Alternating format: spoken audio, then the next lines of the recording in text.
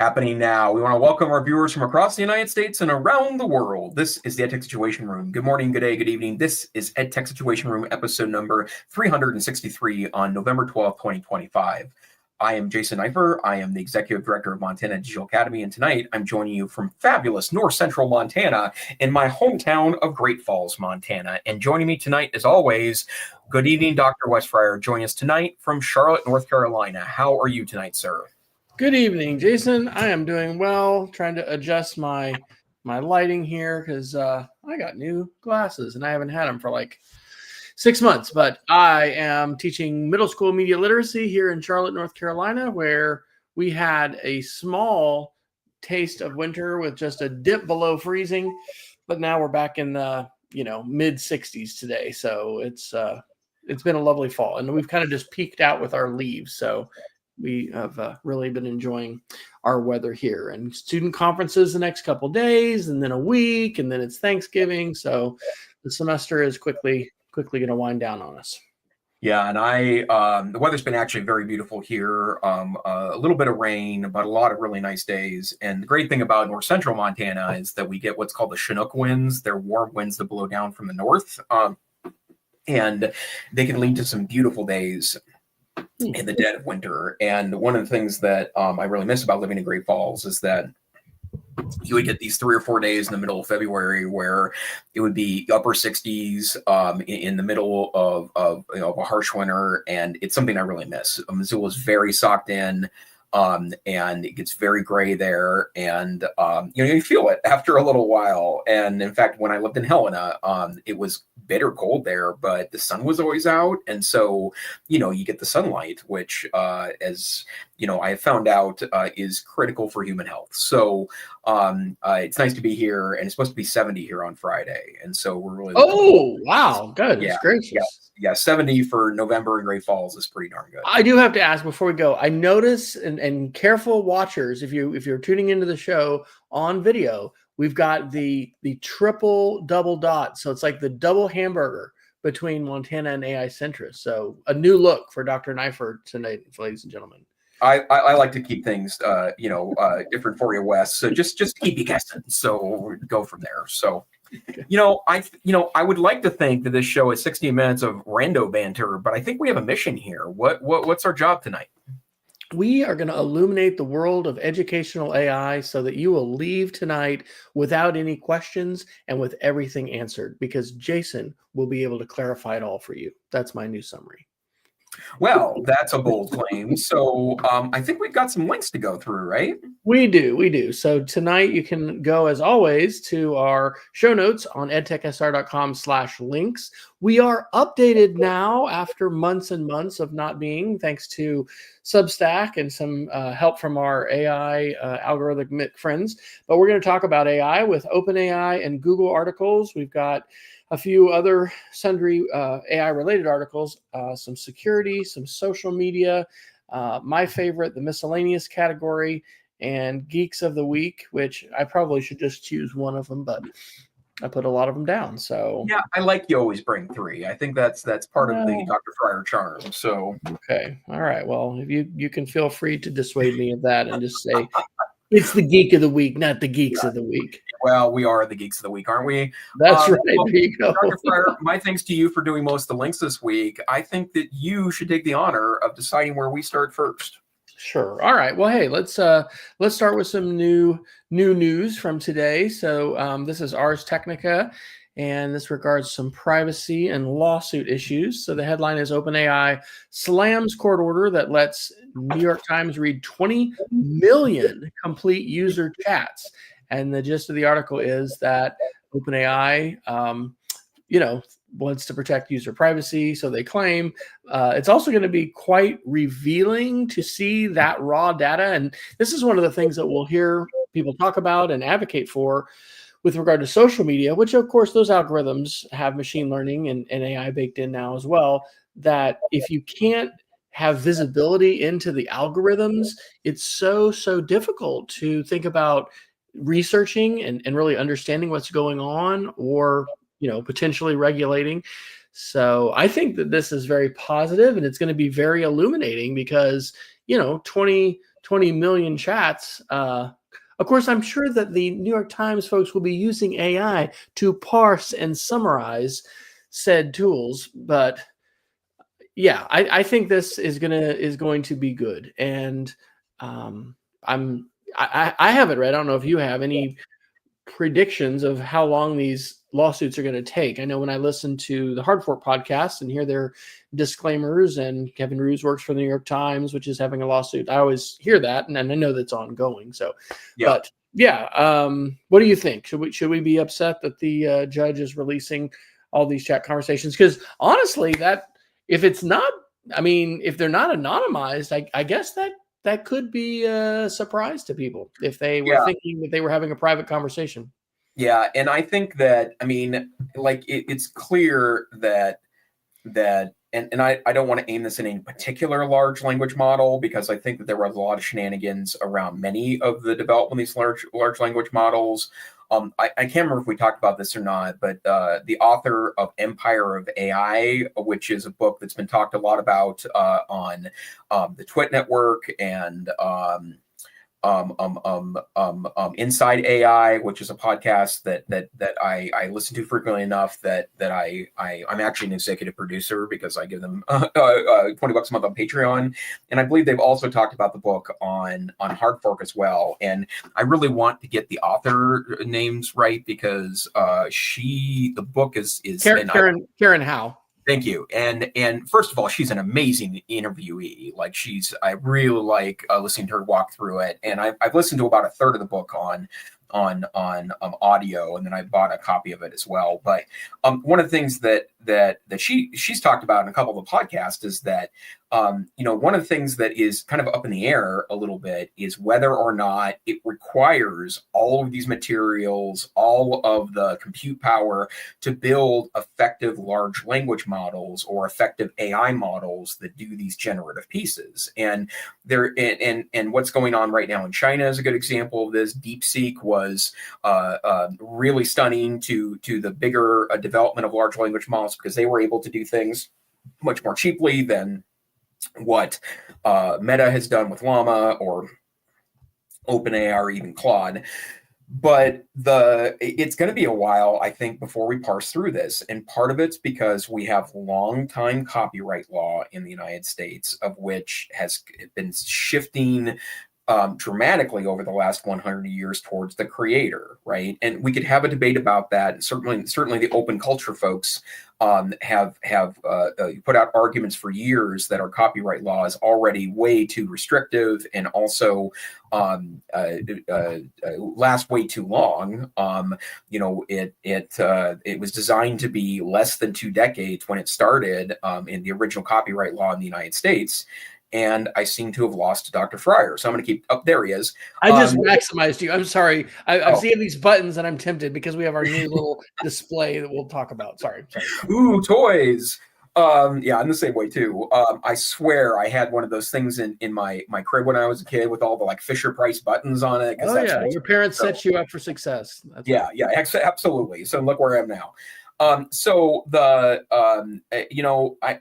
There's just a lot in this, right? But it took years for streaming music to figure out what copyright looked like. It took years. In fact, there's still a lot of lawsuits over digital rights for things like commercials. If you use a lot of streaming services, in fact, the streaming services that are dominated by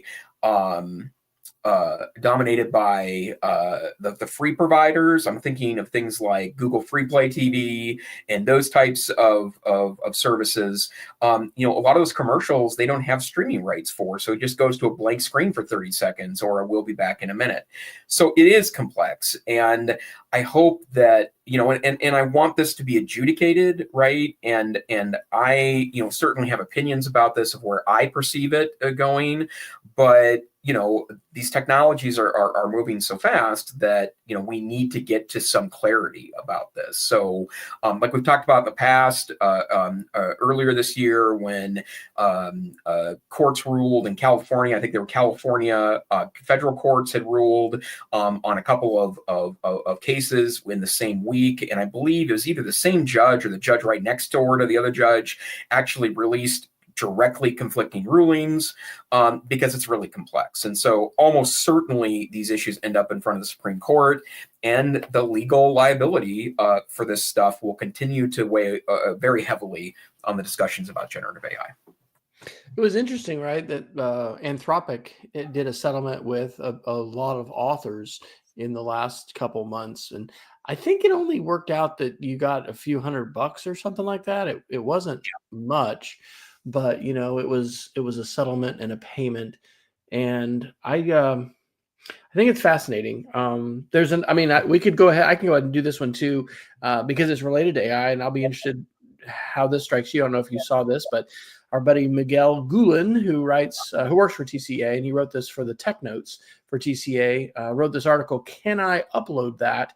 AI copyright and our classrooms?" And I had a recent conversation with a K-12 administrator that was talking about, lots of concerns about this, about what teachers are doing, and are they violating licenses and copyright and putting the institution at risk and things like that. So it very much still is a wild west, and institutions, of course, want to protect themselves and be concerned about liability. I think Miguel's main point in this is to be aware that licenses do apply, and you could potentially violate copyright as a teacher if you're uploading an entire work without permission.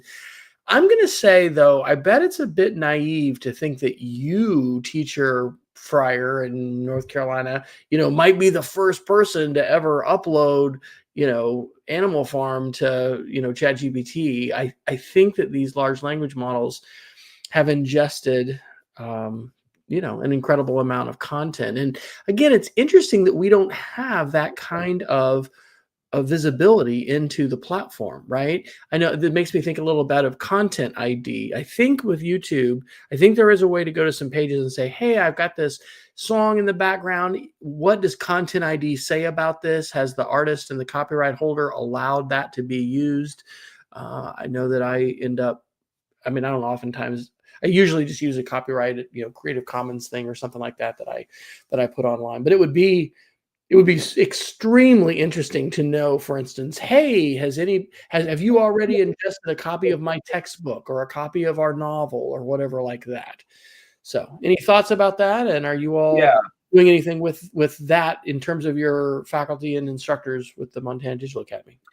We do have this discussion a lot, and we've been, one thing for sure we do is that we don't use any resource with AI unless we have a physical copy of the book sitting in the office. And the reason why we do that is because the bottom line for us is that seems to be the standard that is being enforced right now in lower court decisions, right? Like the Anthropic decision said that it was fair use to be able to ingest those materials. It was not fair use when they acquired them through pirating, right? So obviously that's going to absolutely be a minimum standard.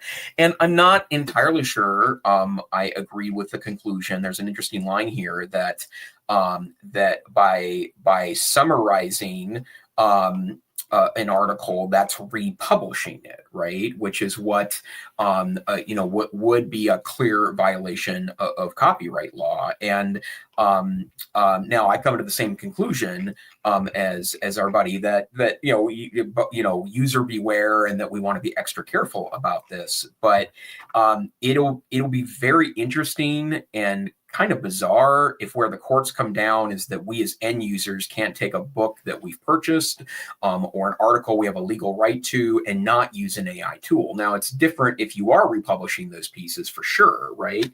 But I've talked a lot about that one of the great powers of AI is the fact that you can take a book, an article, a YouTube video, all sorts of different resources, and make that like a co-intelligent conversant, right?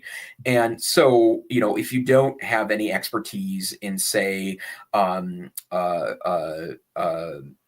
psychometrician studies. So in other words, you don't know how to do or write, clean, scholarly multiple choice questions, then you can upload a book on psychometrics or or test generation or item generation, and then assuming you have a license to use it, and and ask questions of it, have it help you process something, right? And if it gets to a point where that's just not allowed for something that you've purchased or legally obtained, that seems like a bizarre result. But also, it just highlights the extraordinary cracks in our licensing regime, right? And the fact that we're, nearly 30 years into the internet era, and in a lot of cases, we still don't have really clear guidelines on what you can use internet wise, or there's still a lot of folks in the education that industry that perceive that fair use is anything online is usable, which of course it's very much not, based on our copyright law. And there's even a discussion on whether or not things that have been open source with a Creative Commons license, whether you can use that for ingestion or not. There's a healthy debate about that too. For example, if it has a non-commercial designation to it and a for-profit model is using it to train, is that commercial use? And there's strong opinions about that one as well. But new technology does what new technology does, which is transform our understanding of things like the law. And I would say that, as probably you and I have talked about for years, helping educators and students have a better understanding of fair use, and not just the 1986 fair use guidelines for educational media that did these bright line 30 seconds or less and whatever, but like, it actually depends upon the use. What are you doing? Are you transforming it? Does it have an impact on the commercial value? And so I would say that there's a lot of options here. We've seen Adobe, I think, with Firefly, and I know you're much more versed in this than I, really make a big deal about their training data and talking about how their generative platform is not going to be using pirated materials. So we could have the court rule in with respect to that. We also could potentially have some regulation that is going to limit the amount of training that the platforms can do on our data and what we upload. So like right now, I have the memory definitely turned on with ChatGPT. I don't know if Gemini has a similar kind of thing, but like I do enjoy and want it to know things that I've done in the past and to iteratively improve. But theoretically, the platforms could have a really firm, like, no, we are not, keeping these chats. We're not keeping your materials. We're not learning, and our model's not getting better based on what you put into the model. We've also got the possibility of running local models. I know you've done a lot of experimenting with that on, your laptop and, devices that are not like supercomputers. These are, consumer level machines, but like M1 and better machines have pretty awesome processors, and so do the smartphones. And so being able to run a local model is something else, because then it doesn't go up to the cloud. It's just staying on your device. And I've got a link in here. You've probably done that. I just saw Notebook LM for students tonight. I've got a Google article we can talk about a little bit later, but it has some great links to some different things that Google has been doing with AI. And of course, I've known you could do these things, but it's just notebooklm.google/students. And so it's explicitly saying, create study materials, upload your sources, level up your studying, create a mind map.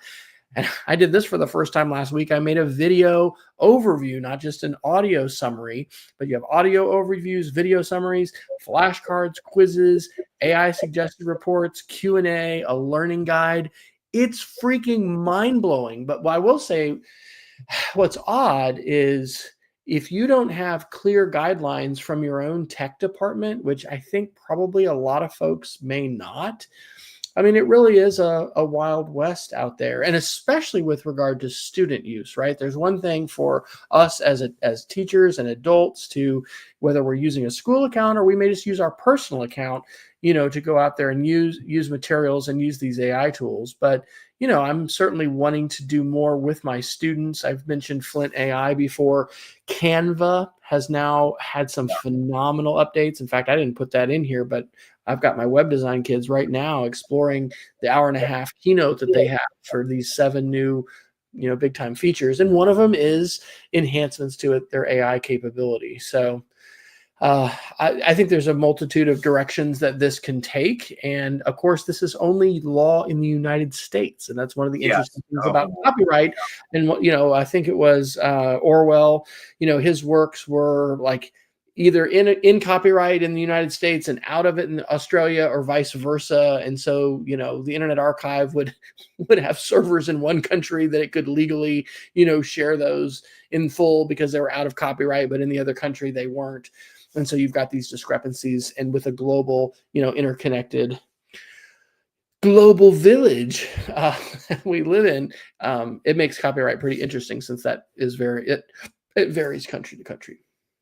Yeah, absolutely. And that also, I mean, there's so many ways in which we really haven't dealt with the global nature of our economy. But that's a wonderful example because, in fact, there are countries that have vastly shorter copyright laws, and there are some countries that have vastly so understated copyright laws that actually copyright lasts a lot longer there than it does in other countries because they haven't developed it further. So we're going to have to figure out, answers to this. But I'm looking forward to the legal clarity. And I remember something that was talked about in Hard Fork a couple of years ago, which is, it was an attorney from Harvard Law, I think, but she just said, there's no way that this becomes, unsolvable, because we legally solved. I don't think that we've economically solved, but we legally solved copyright claims, for streaming. So, obviously there's an end game here at some point, but I'd imagine it's decently down the road still.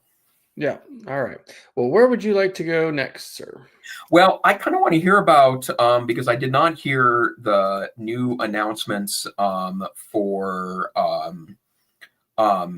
Google in the last day or two. So I was hoping that you would go through those.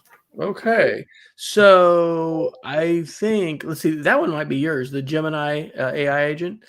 It is, yeah. Yeah, And I'll do the vibe coding one. Now, I need to play more with this tool. I have talked on the show in my little website, ai.westfire.com. I keep on basically putting links to the AI specific posts and things. But this is from Geeky Gadgets, geekygadgets.com. I'm sure that's everyone's favorite website. From November 7th, Google's new AI Studio vibe coding push, create full stack apps in a weekend.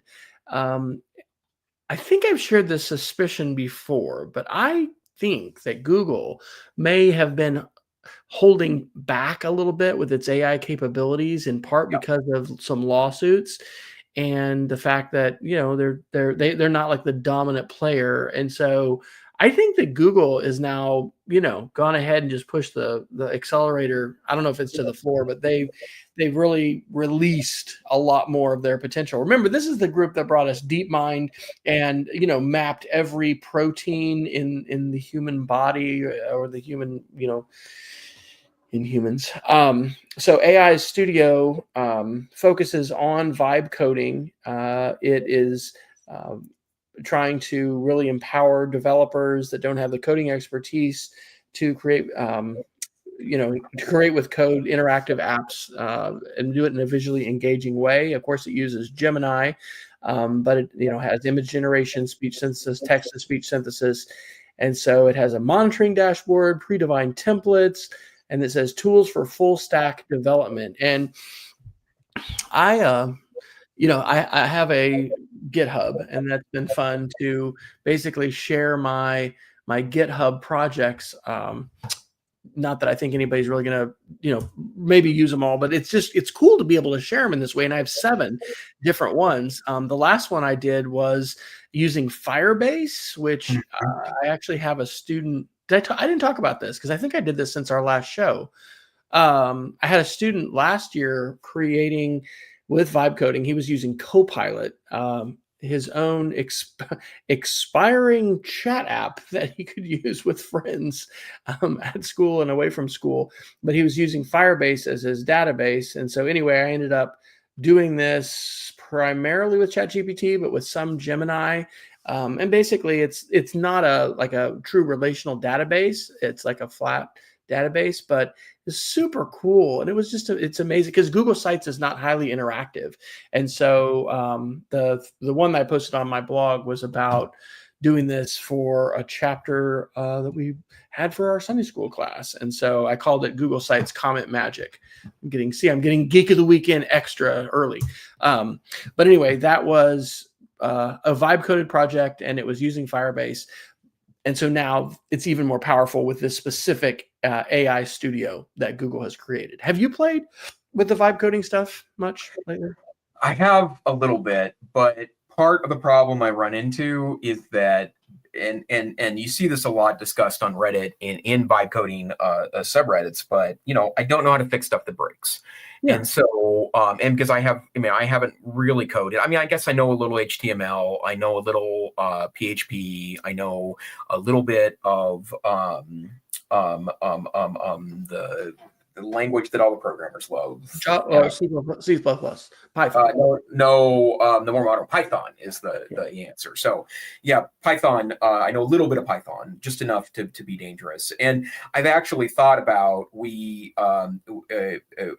way too busy right now with the new lab to do this. But we thought about maybe as some of the folks in our organization working through a Coursera course or something on Python. In fact, Google has a couple of wonderful Python courses. But we thought about working through those as a group because it is there's a lot of good use of Python in AI apps. But it's cool, and I built a Chrome extension a couple of months ago. Weekend project, took me less than 30 minutes, and it worked for a couple of weeks and then broke again. And it was pretty amazing. And I also think, and I love that you're doing this with students, because I think that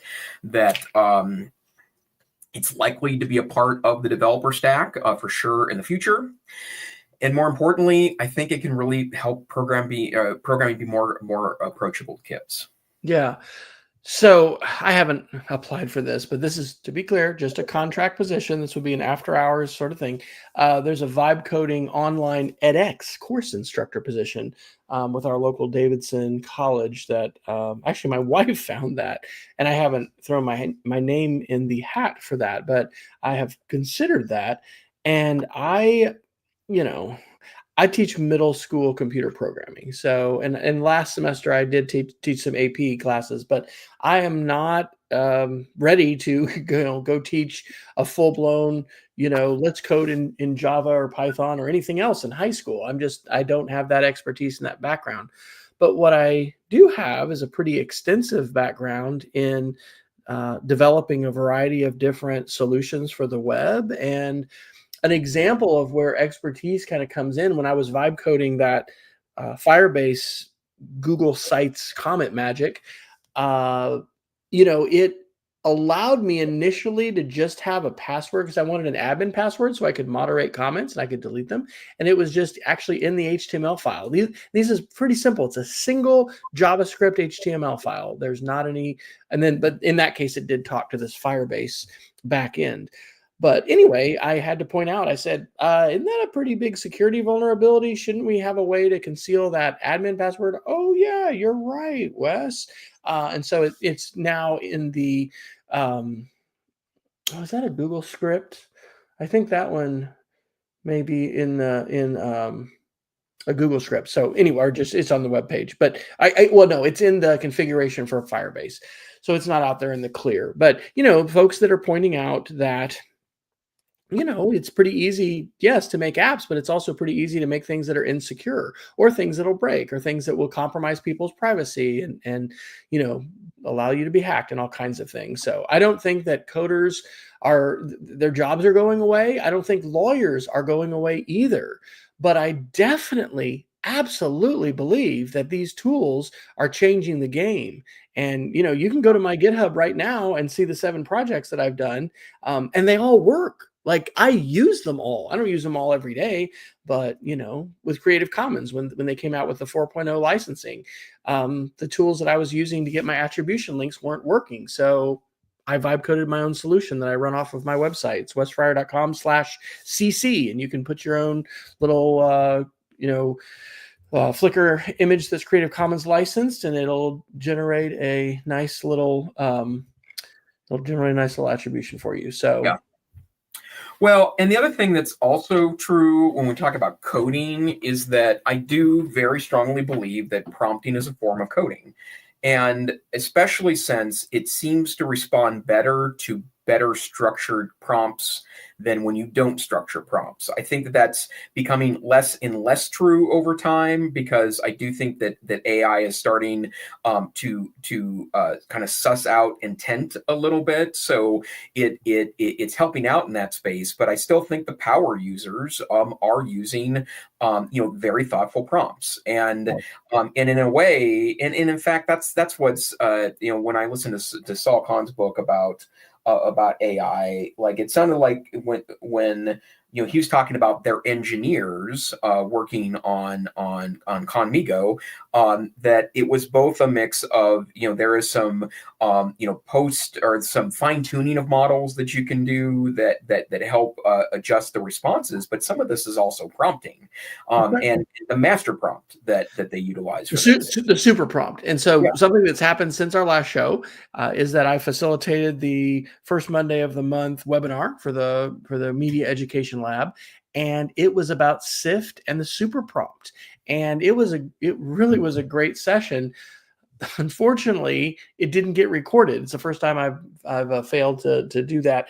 We had, and it was my fault, but like, it is weird to be in a Zoom call with all these AI agents. And I think what happened was one of them was saying, announcing that it was recording or whatever. And I heard, oh, somebody else has turned on recording. But anyway, we're doing that again. It's one of my Geeks of the Week. It's coming up on the 17th.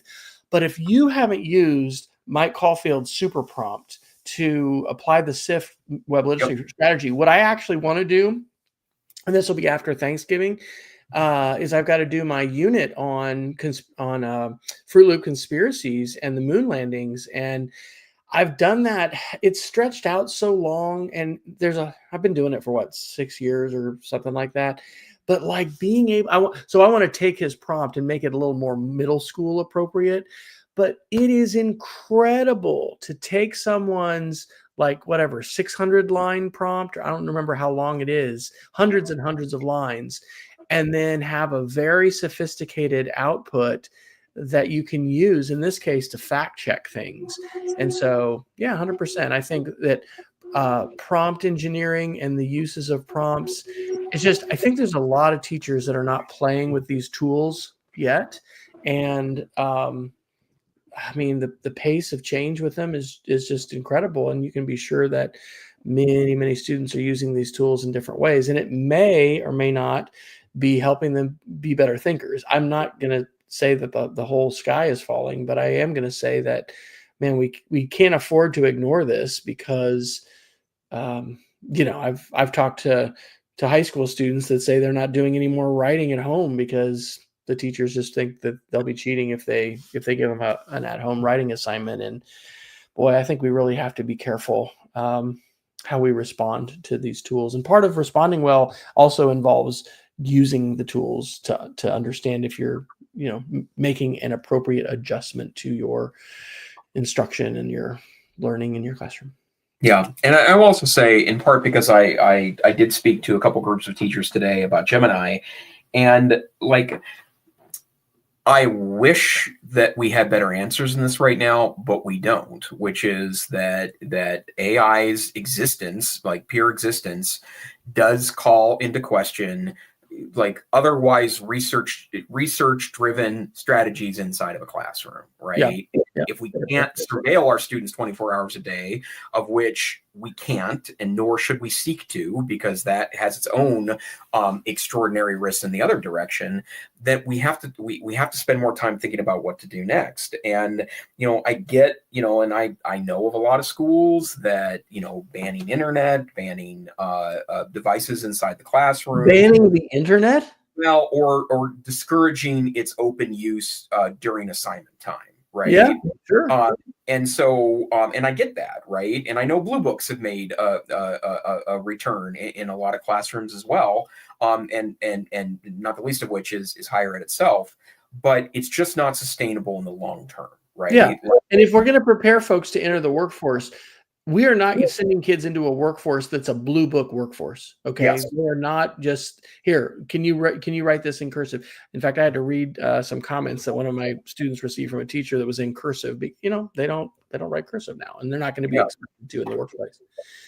All right, to go back to your question about Google, here's the Google blog article from November 6th. It's titled AI and Learning, a New Chapter for Students and Educators. And there's some really good links in here that I've also included in the show notes, like tools that they have for YouTube, which that was back from December of 2024. But I've seen some of those when I've been in my own YouTube studio, but a number of different AI tools on the YouTube platform. That's where I got that link to the student page for Notebook LM, the enhancements they've done to Google Classroom.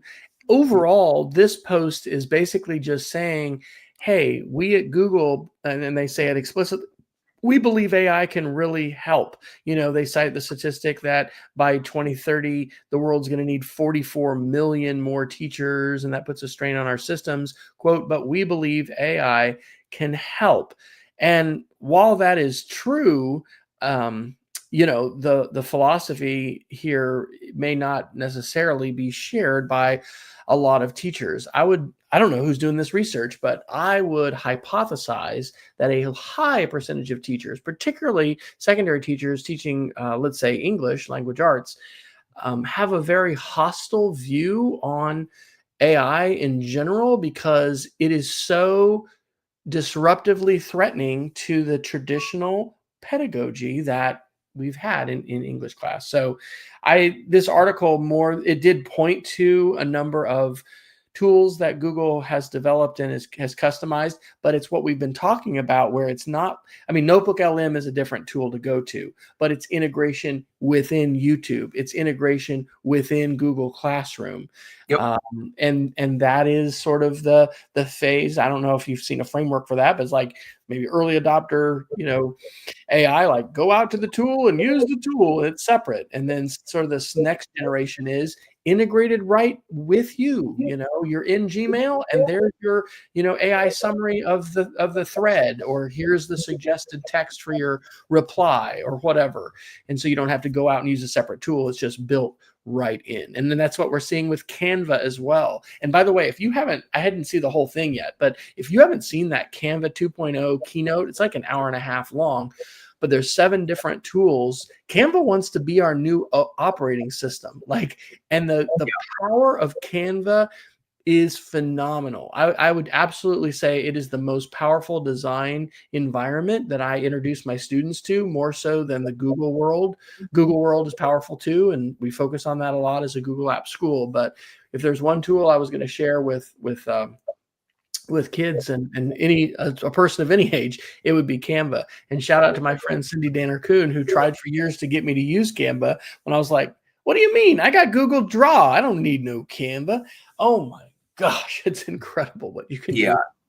It really is. And the other thing I would say, too, is that it has revolutionized graphic design for me, in part because, and then you start to mix like Canva AI, right? Like it's okay.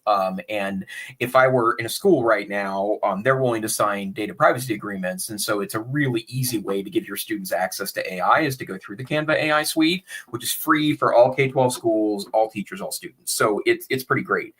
But that all said, like the way I use it is as kind of a platform to modify things that I'm creating elsewhere or getting advice from elsewhere. And I've had the real pleasure the last couple of months to work on things like unified slideshow themes for our organization. And we wanted one that really leaned into the Frontier Learning Lab. And so we created a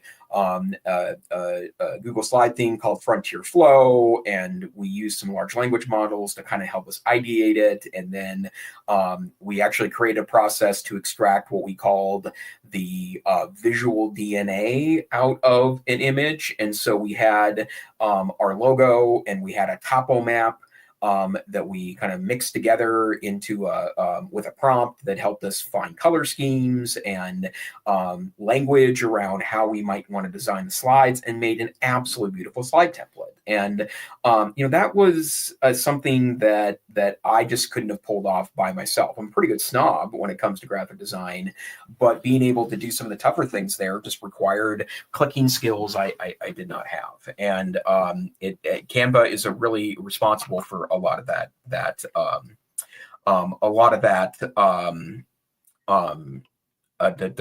power that I have in my hands now. Absolutely. Your toolkit's been expanded. I dropped the link to the YouTube AI enhancements from December 2024. And then I just dropped the link to another Google blog post that came from that AI and learning post, which is called Guided Learning in Gemini from Answers to Understanding.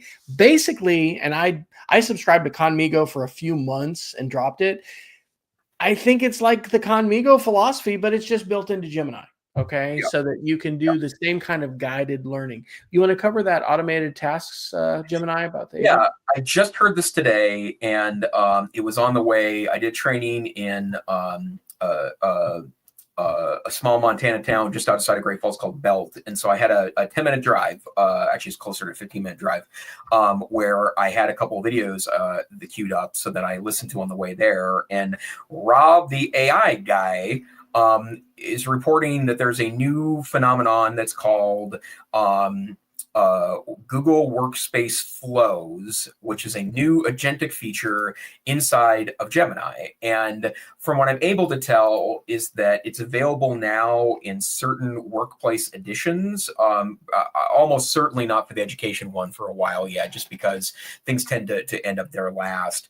But it is wild what this can do, not the least of which is you can start to create agents inside of Google Workspace that do really fantastic things for you. And as an example of this is it can be constantly looking at your email, for example, and in the morning when you go to open your email up, it might auto tag it, or it might highlight for you which ones need immediate attention. It might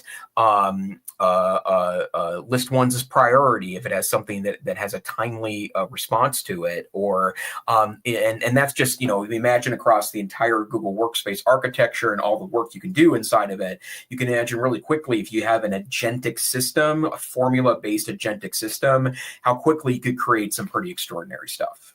I'm going to play with that. One of the things that Google has a huge, huge advantage over OpenAI and everybody else is the fact that so many of us are using their tools and their platforms, and they have millions of people already using these kinds of tools.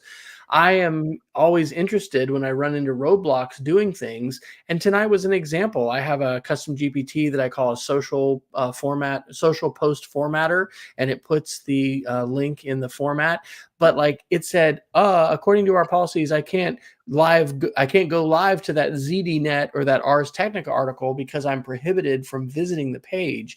And I regularly have arguments with ChatGPT about use your live search capabilities and go out and do this. And sometimes they'll say, well, I can't do it. I'll say, well, you just did it from here. Well, you're right. It's just weird, the guardrails and things that are being put in place. So I think Google has a tremendous, tremendous advantage because so many folks are Gmail users and already use Google. And I'll say as an aside, I need to figure out how to help kids cite an AI overview. I've been trying to have them go to the site, which the AI overview references, but I'm like, hey, this is the first year we've had AI overviews because we've used bibliographic citation tools like ZBib to create MLA formatted citations. And anyway, when they're trying to cite the AI overview, I'm like, I'm not sure MLA is caught up with that. Maybe they have. Maybe it's out there. Yeah, totally. And the citation thing's even complicated too, right? In part because, obviously, we want to continue the general practice of citations for anything, but unless our kids are saving that, those sources are fleeting, so you can't even check on them, right? And go ahead. I think we have so missed the boat with hyperlinked writing. I feel like, this is the reverse of what we're talking about with Blue Book writing and handwriting now in class and whatever. But I feel like we should be extensively hyperlinking the writing that we're doing in school.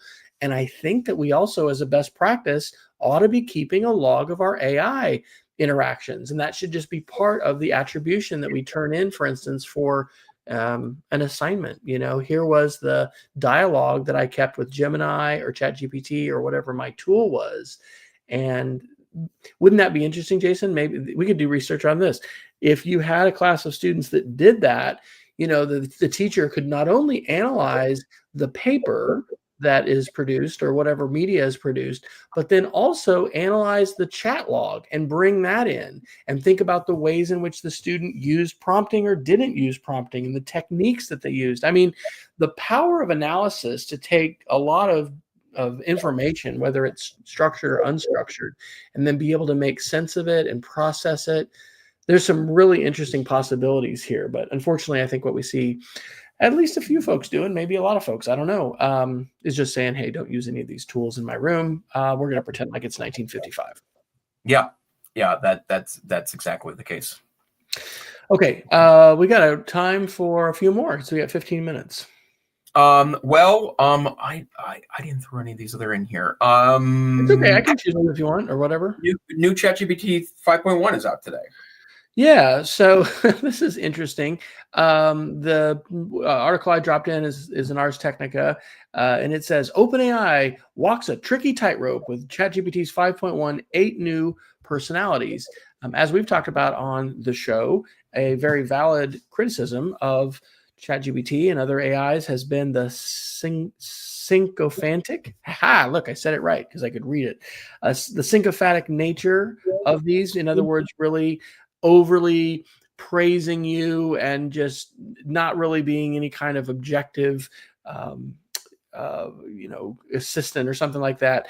And so there have been lawsuits over, suicides, and there's just been a lot of things. Well, now this is interesting. Tonight, you can have it auto select which model, and there is an instant model, which is going to, as the name implies, be faster, and a thinking model. But the thinking model as well has 2 different modes, and so this goes back to, because the thinking modes are either standard or extended.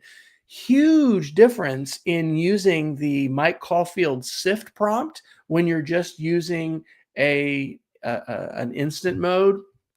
He recommends, actually, and I don't read him every day. He's very prolific, especially on his Substack, but he recommended Claude instead of ChatGPT and the paid version of Claude.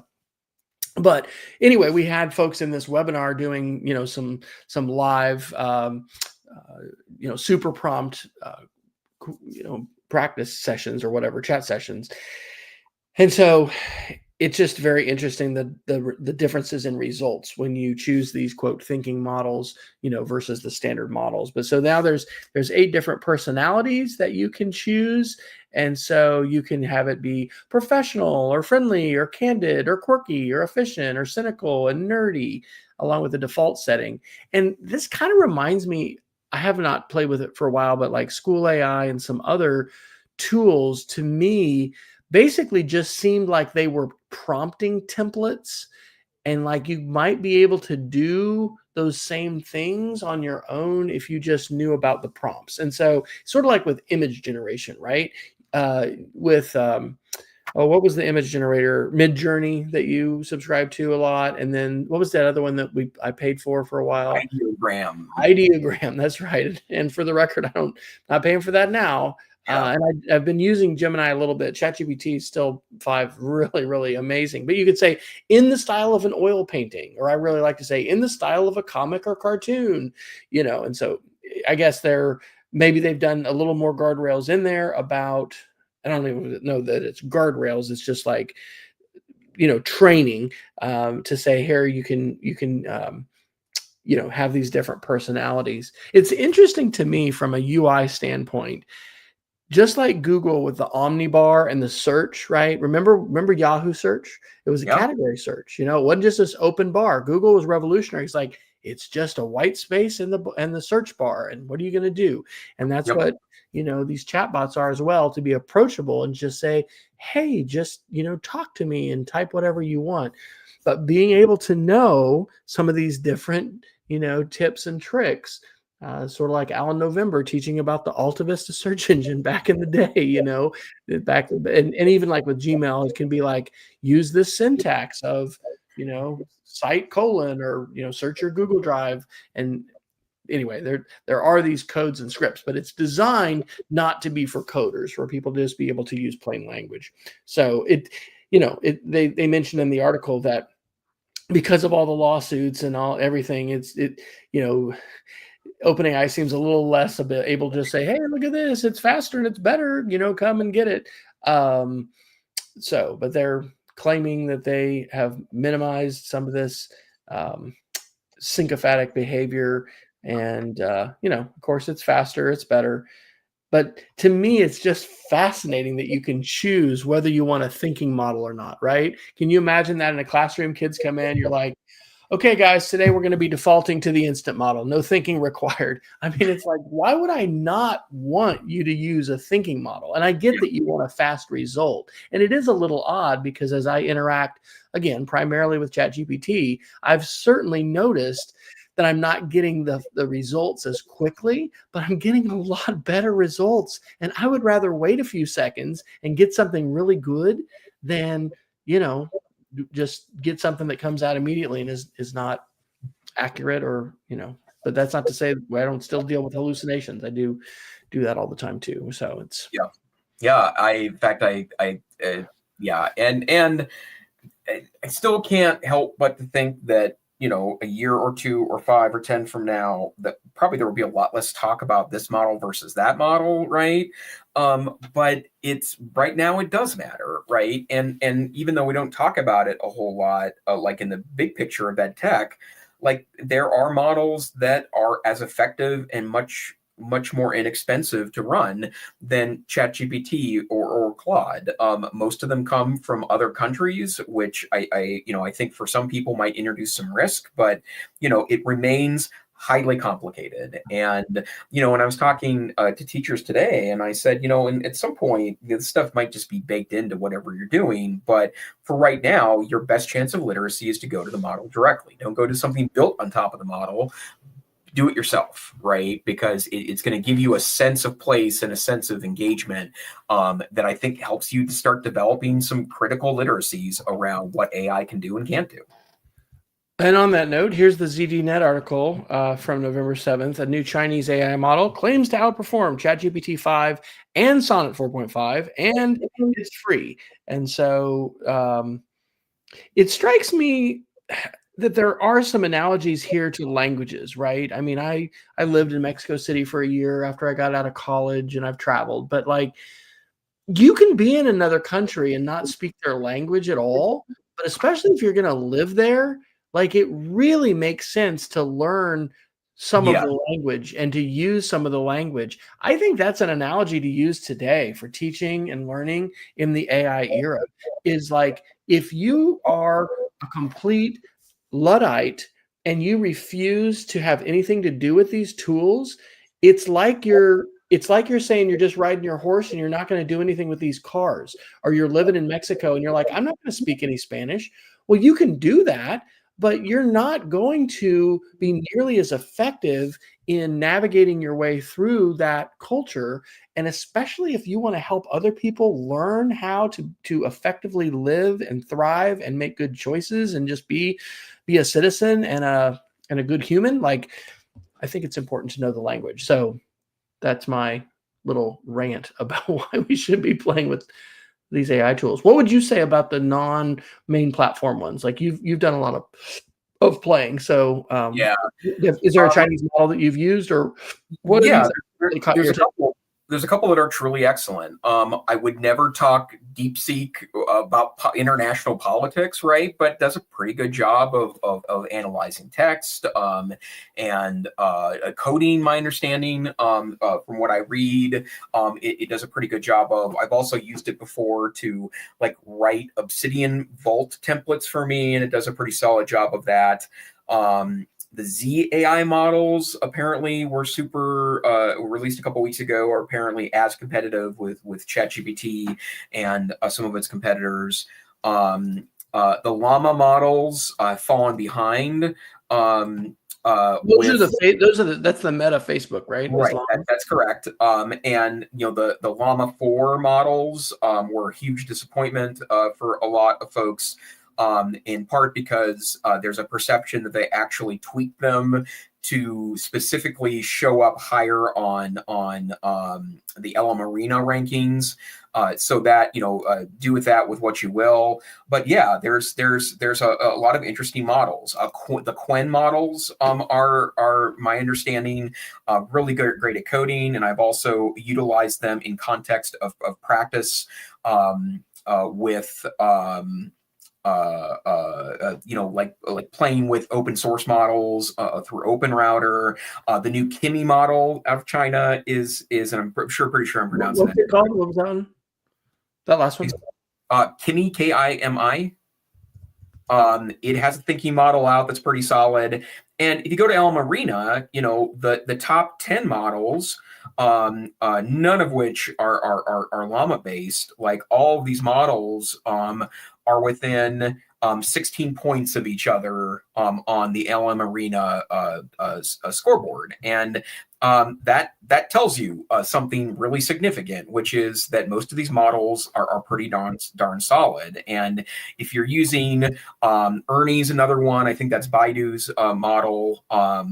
If you're using these models, and it's really important to talk about, and this gets confused a lot. In fact, I heard a speaker last week that I think incorrectly said that never use DeepSeek. Well, don't use the DeepSeek app, right? Like, because it asks for a bunch of permissions and it tracks you and yada, yada, yada. And going to DeepSeek AI and using that model like you would with private information, I wouldn't do either, because it exists in a country that doesn't have data privacy protections as much as, for example, the EU.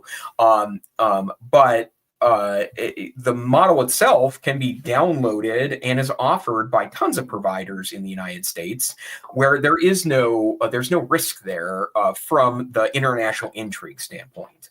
I've also really loved Le Chat from Mistral, the French company. They offer a $60 year-long account for educators that if I were only going to buy one account, or I only had the money to buy one account and I could afford the $5 a month to do it, that would be what I'd pick, because it's really great and it has ChatGPT-like features at a fraction of the cost. And so, that all plays into, this somewhat complicated marketplace. Ladies and gentlemen, I will say you will be hard challenged to find other people that can rattle off that many different not ChatGPT, Claude, Copilot, AI tools that he's familiar with. We got just a few more minutes. Let me do one or two, and then we'll do our Geeks of the Week.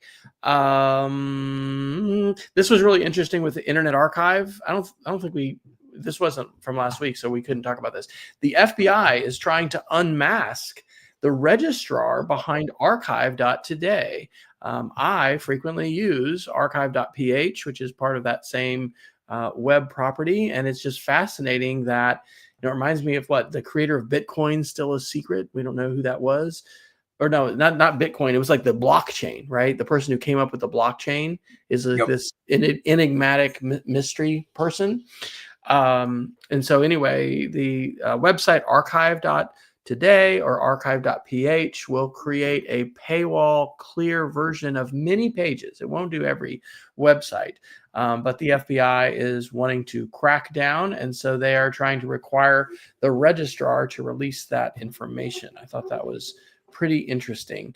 And then let's see, we haven't talked about CRISPR or anything like that in a while. This is in the miscellaneous category, but SciTech Daily reports that scientists are now reviving this ancient human gene that could help cure gout. And so by using CRISPR, scientists at Georgia State University are restoring an ancient enzyme that we lost millions of years ago, and that is going to potentially reverse the buildup of uric acid that causes gout. So anyway, that's biotech, and we're not a mainly biotech show, but we mention that kind of stuff. And it's another place where technology, and in this case, the merger of information technology with biotech and medicine, it's leading to some some interesting things. So, well, you mentioned Google and protein folding earlier, but one of the things that I think it's really important, there is a kind of a predilection of folks that are strongly anti-AI to group AI in one big master robot disaster. But the bottom line is that it will bring significant human benefits, right? Like whether or not we decide that the generative AI component, especially as it relates to creative works and learning, we need to continue to debate that, but it will bring, I think, some pretty stunning evolutions in science. absolutely. All right, sir. Well, we have done it again. We've actually talked for an hour. So shocking. I'm sure the world is amazed. Well, Dr. Fryer, would you please share your Geeks of the Week? Okay, well, I'll try not to talk about it too long. We are experiencing Mars tonight, folks, for the first time. No, I'm not talking about the planet. I'm actually just linking Jason's Thunderbird Geek of the Week. Sorry, I clicked on the wrong thing. Mars is multi-aspect ratio streaming. And I will tell you that as I logged into StreamYard today and set up our call, I saw, oh my gosh, we can do this. So we're actually creating two different versions of the stream to YouTube. One is a vertical video, mobile, optimized, and then we've got the regular landscape version. And all paid StreamYard accounts, as ours is, can do that, and that'll be kind of cool. So give us some feedback. If you're seeing the show, are you seeing it on mobile, or are you seeing it on the typical desktop where we're side by side? Because the mobile version's got me on top and Jason below, and the desktop version's got me on the left and Jason on the right. I put this article in not because I want to politicize our show, but this is a great example of a hyperlinked article. This is something I found, I think, on either Mastodon or Blue Sky, and it was called "I Want You to Understand Chicago." It was from the 8th, and just the number of articles about what's happening in Chicago right now with respect to ICE and immigration enforcement. But it's an incredible article with links, and I mentioned that tonight. Hey, we need to be teaching our students how to hyperlink their writing, and that's a great example of that. I wrote a post a while back. I guess maybe I did mention it, but it's on reclaiming our news feeds. I really think that we need to work on creating our own lists of trusted voices, folks that we follow. If you're not on Substack, what are you doing with your time online? Get on Substack. And then I've mentioned that we're going to do a repeat of this super prompt webinar, and it's going to be coming up on Monday, the 17th of November, and it's called AI Super Prompts and the Anxious Generation. So we're going to specifically be showing how that super prompt can be used to fact check Jonathan Haidt and his claims of causality of cell phones being the root cause of all evil for teenagers today. And so anyway, that's coming up, and we invite people to join in. How about you, Dr. Neifer? Please don't feel like you need to share more than one, because it's really supposed to be the Geek of the Week. Well, yeah, and I just have one for you tonight. So the thing I wanted to share is actually a really I kind of and somehow I'm in last week's. That's really weird. Okay, here I am. I like to think about a lot of roll your own tools, right? In part because, especially for the geeky among you, not that would include Dr. Farner and I, but the geeky among us, that, I think there's some utility in, figuring out how these tools work in the back end. And so I'm not saying that, the average teacher that really needs to spend their time focusing on the classroom, that this is not something that I would advise doing as a permanent solution or solution. But if you wanted to add AI into email, for example, like, yes, there's all these really extraordinary tools that are starting to evolve. There's third-party tools for sure, but you can also do some really amazing things by just kind of rolling your own tool. And so I did mention Thunderbird as an alternative email client. The reason why I use Thunderbird occasionally, and it's installed on every desktop machine that I use. In fact, I've even installed it via Linux on Chromebooks. The reason why I do this is because it allows you to sort in a way that helps me get through my inbox a little easier. And it plugs right into Gmail accounts. It plugs right into Outlook accounts. So it's a really great email client, but it has a very robust plugin system. And so one of the things that I have figured out is that if you have an API key to something like ChatGPT, we've talked about this in the past, that it is kind of a power user. It's like buying OpenAI access in bulk, like at Costco, and getting a significant discount, assuming you can keep your usage reasonable. But if you have an OpenAI API key or one of another provider, you can download that's something that's called Thunder AI, and it provides an AI tool set inside of Thunderbird that will do things like look at your emails for tone, revise your emails. It has an auto tagging feature where you can ask it to tag all of your morning emails, so it will attempt to determine if emails need to be attempt if your emails need to be read immediately or not. You can set it up all sorts of different ways. And it's yet another option here. And so again, I'm not recommending this as this is the way to have AI manage your email. There's better tools for that. But if you want to experiment, that's a way to do that. Awesome. Okay. Well, Dr. Fryer, where can people find you on the interwebs? I am at westfryer.com, and I've got lots of links there. How about you? I am at aicentrist.com. But hey, this is the EdTech Situation Room, where once a week podcast most Wednesday nights when other events do not intervene. You can find us here on Wednesday nights at 7 p.m. Mountain Time, 9 p.m. Eastern Time, sometime in the middle of the night UTC.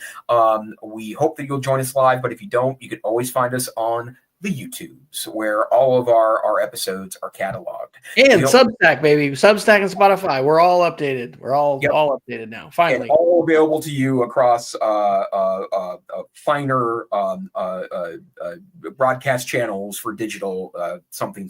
I'm really podcaster. Your podcaster. I'm digging myself into a hole here. Hey, stay safe, stay savvy.